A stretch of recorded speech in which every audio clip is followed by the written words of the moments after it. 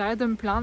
Première journée de ce vlog, je te retrouve directement sur la route pour rejoindre Arthur's Pass depuis Grimhouse. Donc aujourd'hui le plan c'est de retrouver un peu de soleil, mais bon comme tu peux le voir c'est un peu mal parti, il y a pas mal de nuages, et du coup de faire une petite randonnée, entre guillemets parce qu'elle fait quand même 12 bornes et un peu plus de 600 mètres de dénivelé. Donc voilà, je te laisse avec les images de cette rando.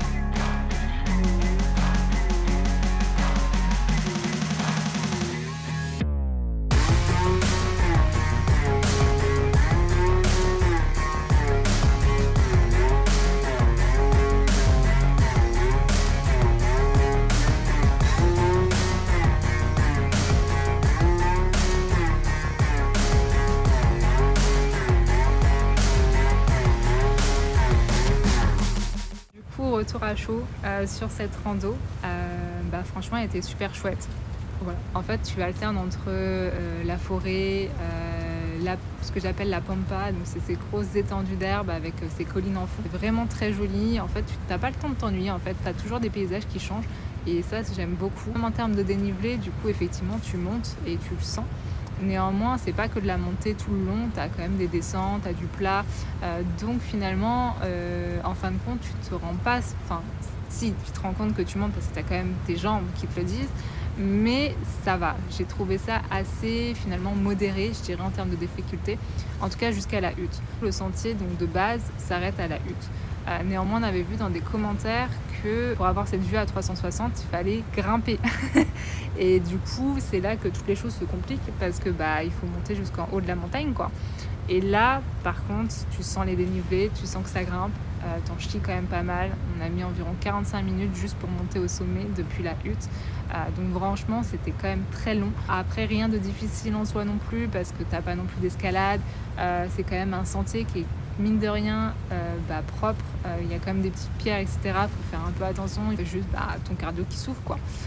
Mais du coup la récompense à la fin est vraiment canon. Tu as cette vue à 360 sur toute la vallée. En plus nous du coup on n'avait pas un temps fou comme tu as pu le voir, c'était quand même pas mal nuageux. Néanmoins j'ai trouvé que ça donnait un petit peu une dimension apocalyptique, un peu, avec du coup tous ces nuages bas, etc. C'était vraiment très joli.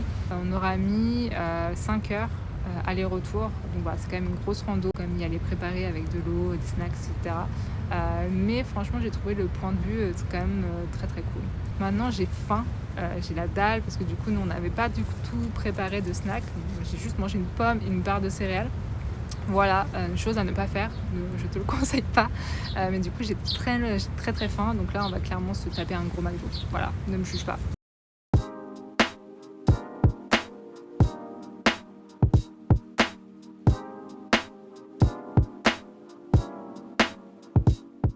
Jour 2 de ce vlog et plus précisément jour 3 si je vais être très honnête avec toi.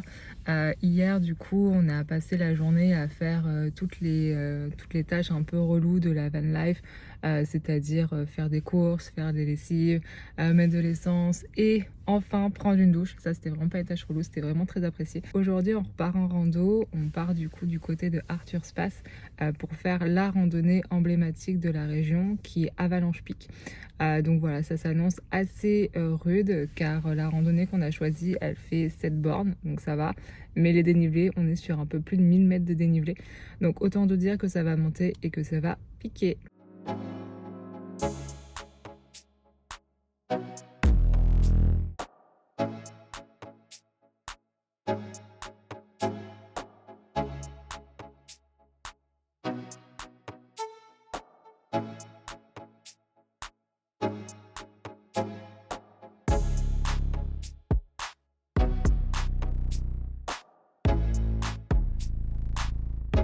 Je pense qu'on va tout en haut là-bas.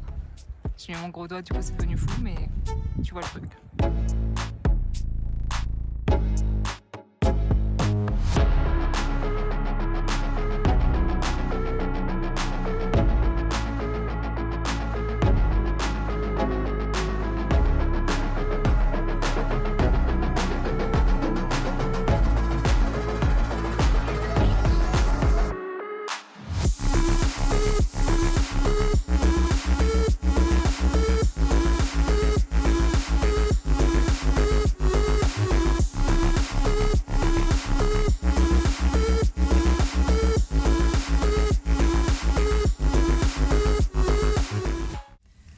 Bon bah voilà, on vient de rentrer de rando. Comme tu peux le voir, je suis éclatée.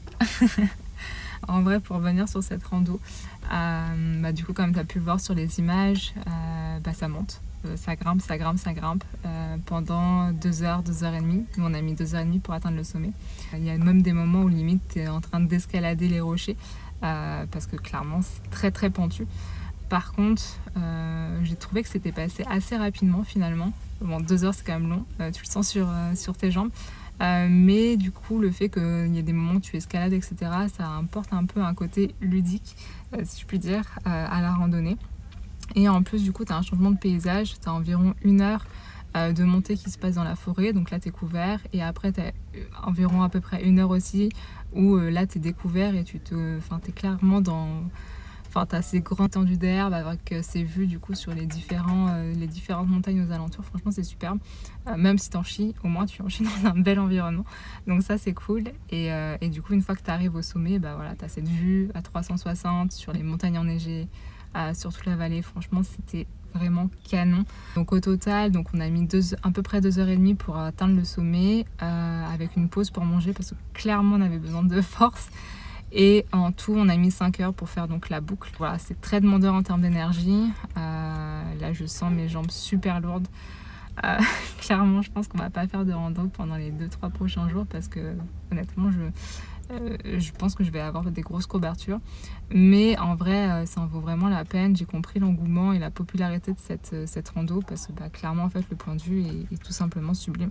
Si je peux te donner un petit conseil aussi, c'est de prendre beaucoup d'eau. Mine de rien, du coup tu te dépenses, donc il faut que tu restes hydraté, c'est important. Et aussi de ne pas hésiter à porter différentes couches de vêtements parce que en haut, du coup tu te retrouves en altitude et nous dans notre cas il y avait pas mal de vent qui était très frais, donc franchement un petit coup de vent ou peu importe ce que tu as, c'est vraiment nécessaire parce que sinon tu meurs de froid quoi. Du coup là le plan c'est de rentrer sur Grey-Mars où on va dormir. Encore une fois, j'ai l'impression qu'on a passé toute la semaine ici. Mais en vrai c'est plutôt chouette, il n'y a pas de Sandflies, c'est assez central donc c'est cool. On va aller chercher un McDo parce qu'on a très faim. Et qu'on a clairement la flemme de cuisiner. Demain, le plan c'est de se lever et de faire la route pour descendre du coup vers les glaciers. Donc tu as 2 glaciers, Fox Glacier et Franz Josef Glacier. Donc voilà, ça sera le plan. On va faire pas mal de routes je pense et peut-être faire des petits arrêts sur la route histoire de voir les différents points de vue quoi. Donc voilà, je te dis à demain.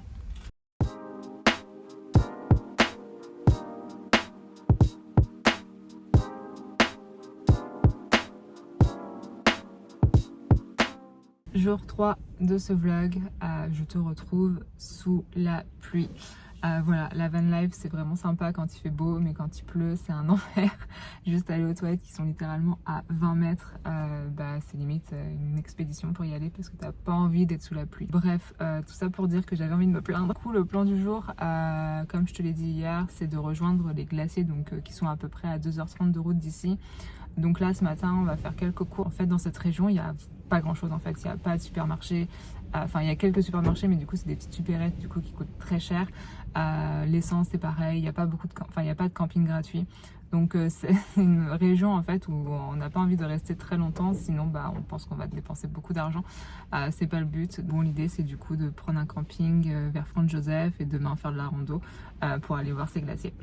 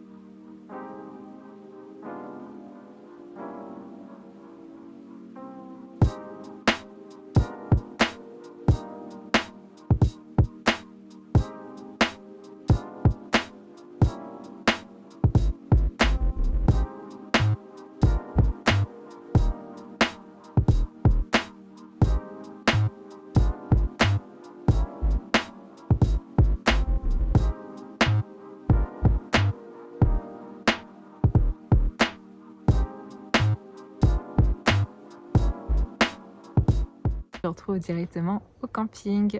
Du coup, on vient d'arriver à Franz-Joseph dans notre petit camping pour la nuit. Bon, bah, comme tu peux le voir, le soleil n'est pas revenu, mais au moins il ne pleut plus.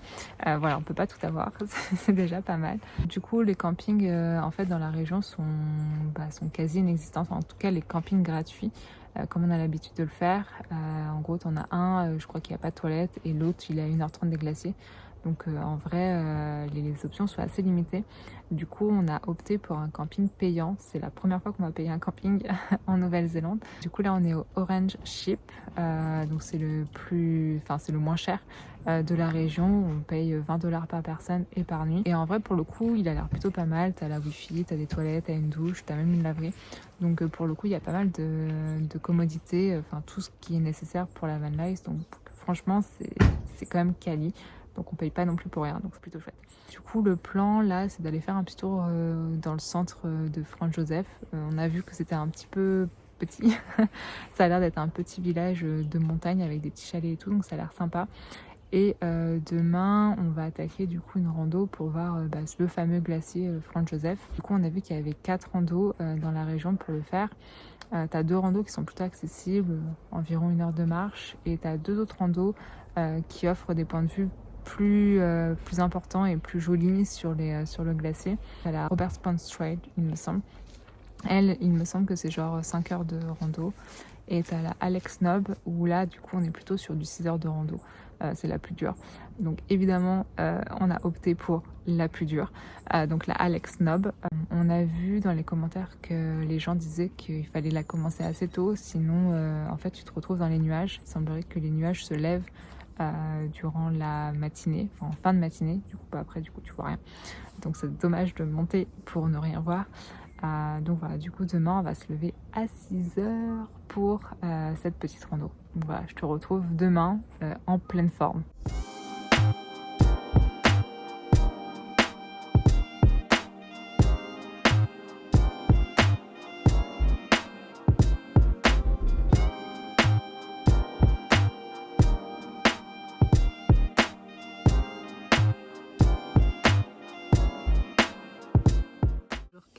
De ce vlog.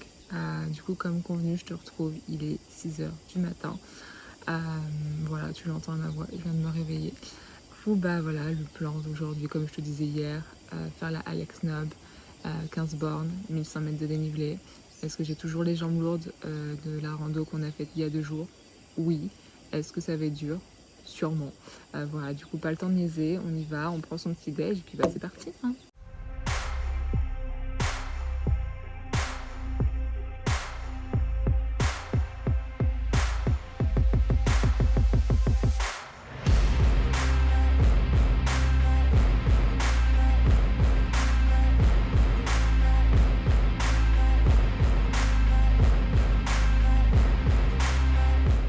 Retour au camping, du coup j'en profite pour te faire un petit récap sur cette rando.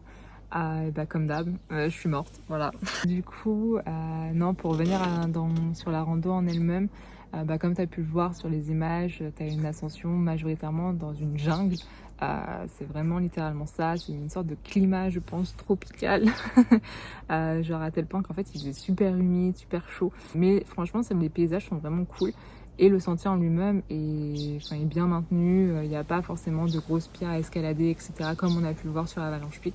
Donc franchement, rien d'insurmontable. Le long du sentier, tu as 2 lookouts où tu as déjà des points de vue sur le glacier, donc qui sont déjà chouettes si jamais tu veux pas monter jusqu'au top. Mais en vrai, le top est quand même vraiment...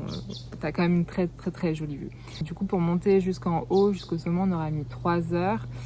Et du coup, une fois que tu arrives au sommet, tu as cette vue magnifique sur le glacier. Après, effectivement, on avait vu des commentaires qui disaient qu'il fallait partir tôt pour essayer d'éviter les nuages. Et effectivement, quand on est arrivé au sommet, il y avait déjà des personnes qui attendaient et qui nous disaient qu'on arrivait au parfait moment parce que du coup, les nuages venaient juste de passer. Et donc, on avait une visibilité, une vue parfaite sur le glacier. Donc, on a été très, très chanceux. Et effectivement, on l'a vu, ça s'est confirmé littéralement 2 minutes après. il faisait, enfin on voyait plus rien en fait, il y avait plein de nuages, littéralement tu voyais rien.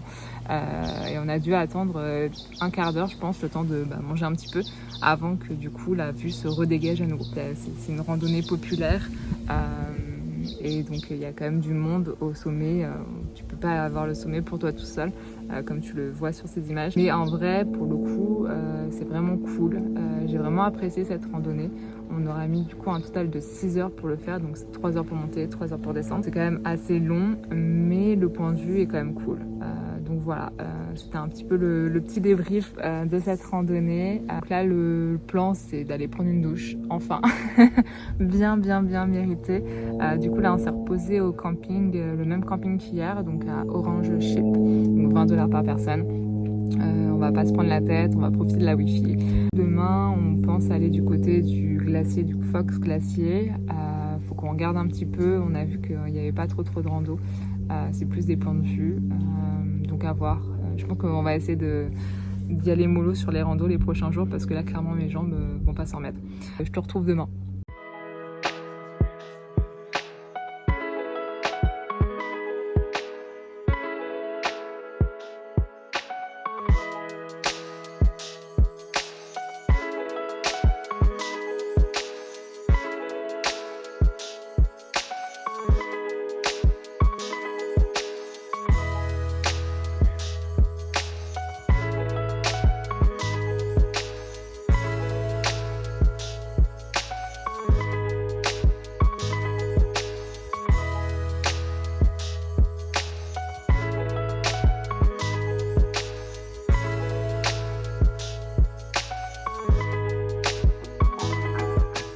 Pour le petit débrief de la fin de journée avec, comme tu peux le voir, ce magnifique soleil en arrière-plan, donc on apprécie. Là, on s'est posé au même camping que les 2 dernières nuits, donc au Orange Ship. Voilà, c'est top. Il n'y a pas beaucoup de camping gratuit comme je te l'ai expliqué, donc on se prend pas la tête, on reste dormir ici. Donc pour revenir un peu sur cette journée, tu as pu le voir, on a fait des randonnées plutôt fréquentées, plutôt populaires et donc assez faciles finalement. Donc ça fait du bien aux jambes, mine de rien, je vais pas te mentir. Venir du coup aux randonnées en elles-mêmes, donc la première qu'on a faite, c'est celle autour du lac Matheson. Donc franchement, j'ai été agréablement surprise. C'est une jolie randonnée autour d'un lac. Le sentier, comme tu as pu le voir, c'est assez simple. Enfin, il n'y a pas beaucoup de dénivelé, etc. Et tu as 3 jolis points de vue sur le lac avec le fameux Reflection Point où si tu as la chance, tu peux voir le Mont Cook, les montagnes se refléter sur le lac, donc clairement canon. Dans notre cas, on a quand même été un minimum chanceux, on a vu cette réflexion qui est quand même vraiment jolie, on va pas se mentir. Mais malheureusement, le Mont Cook était derrière ces nuages, quoi. On a mis environ 1h30 à faire le tour. Donc honnêtement c'est une jolie balade. Par contre la seconde randonnée, du coup celle qui te permet d'aller jusqu'au Fox Glacier, j'ai un peu moins aimé parce que en fait finalement les points de vue sur le glacier sont assez loin. Je trouve qu'on le voit pas si bien que ça. L'entier en vrai il est super monotone, il est très grand, il n'y a pas beaucoup de challenge. Donc peut-être que les vues sur le glacier sont pas si... Je l'ai pas trouvé folle parce que le temps était peut-être pas super adéquat parce qu'il faisait très nuageux. Mais voilà, j'ai pas été subjuguée. Néanmoins, c'est le seul moyen gratuit de voir le glacier parce que sinon, faut prendre l'hélico, quoi. Demain, pour le coup, on est censé plus chiller, prendre le temps, etc. Même si on a prévu une petite activité. On ne dit pas plus. Tu verras ça demain.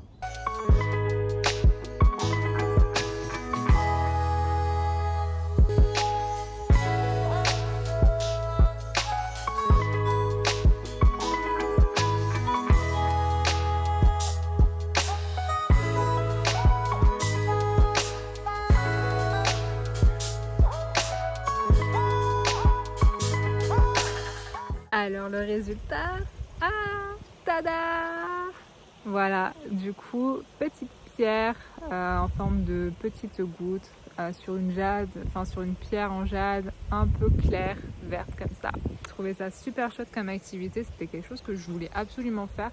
Je trouve que du coup tailler ta propre pierre en jade et ensuite le porter en collier, c'est le souvenir parfait pour moi en tout cas, à ramener de Nouvelle-Zélande. Parce que le jade c'est emblématique de la Nouvelle-Zélande et puis le fait du coup que c'est toi qui le fais quoi. Donc je trouve ça vraiment chouette, ça crée un beau souvenir. Donc je recommande vraiment plus cette activité. Après du coup pour revenir sur où nous on l'a fait, donc comme tu l'as vu, en gros tu arrives, du coup tu choisis ta pierre et après tu la tailles. J'ai trouvé un peu dommage la partie taillage qui était très courte entre guillemets. En tout cas c'est passé très vite. Parce que du coup par exemple moi je voulais faire plus fin, je voulais un peu plus le personnaliser, mais malheureusement il y avait d'autres groupes qui attendaient leur tour. C'est une activité quand même populaire et eux mine de rien ils avaient quand même beaucoup de monde qui attendait. Donc j'ai trouvé ça un peu dommage, je trouve. Je me suis sentie un petit peu pressée de finir. Néanmoins, c'est quand même quelque chose de chouette. L'ambiance est vraiment conviviale et familiale. Les gérants qui tiennent ça sont un peu perchés, je dois l'avouer. Mais franchement, très très cool. Ils te mettent super à l'aise, ils t'expliquent bien. Ils sont derrière toi, par exemple, si tu as des problèmes ou s'ils voient que tu es en galère sur la forme que tu choisis, ils viennent t'aider derrière. Tu peux du coup tailler la propre forme que tu veux. Faire un cœur, j'en sais rien. Peu importe, tu peux faire ce que tu veux. On a payé 85 $ par personne. Je trouve que c'est plutôt fair comme prix, sachant que quand tu vois les prix des colliers en boutique, ça tourne aux alentours de 100 $. Donc pour le coup, tu t'achètes un joli souvenir avec quelque chose que tu as fait de tes propres mains. Là, on vient d'arriver au camping. Donc là, comme tu le vois, on est vraiment sur des paysages typiquement néo-zélandais avec la petite rivière derrière, les montagnes derrière et puis la plaine. Donc là on est un peu descendu, on est entre Haast et Fox Glacier. On part en trek de 2 jours et 16 km aller et 16 du coup kilomètres évidemment pour revenir. Tu dors dans une hutte au bout et il y a une petite surprise à la hutte. Ça je t'en dis pas plus, tu verras ça demain.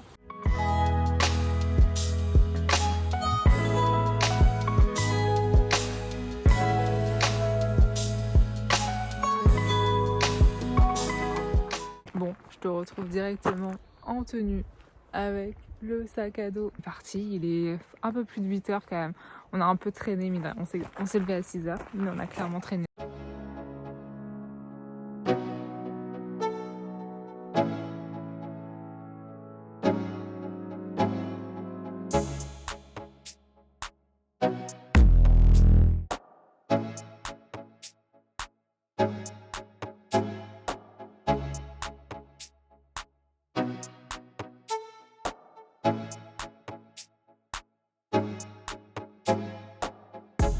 Bon, je te retrouve du coup, on est arrivé à la hutte après 6 heures de randonnée. Franchement, j'ai trouvé ça long. Le sentier passe majoritairement dans de la forêt.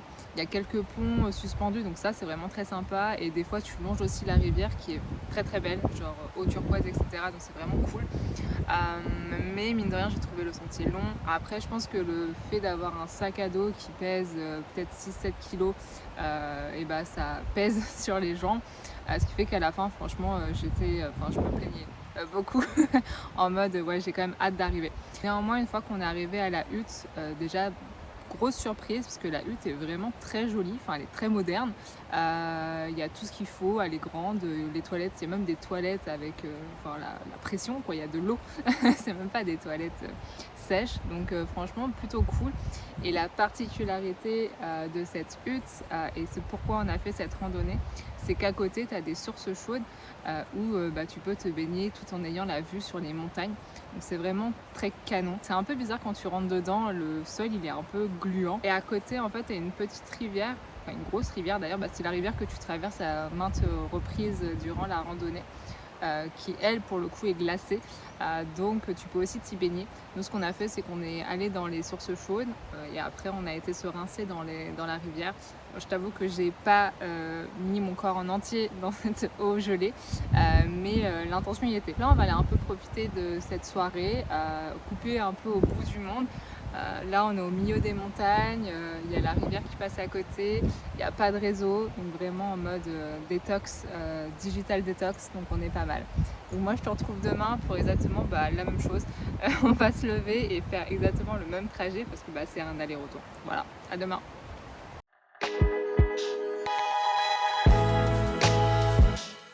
te retrouve, 7h du matin, retour de cette randonnée. La nuit était plutôt bonne, franchement j'étais agréablement surprise, pas trop de bruit.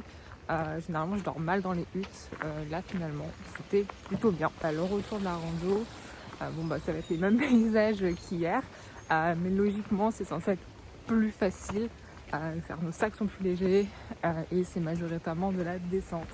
Mais bon, je pense qu'on a quand même pour 5h, 6 heures de marche quoi. Donc voilà, on se retrouve dans 5-6 heures.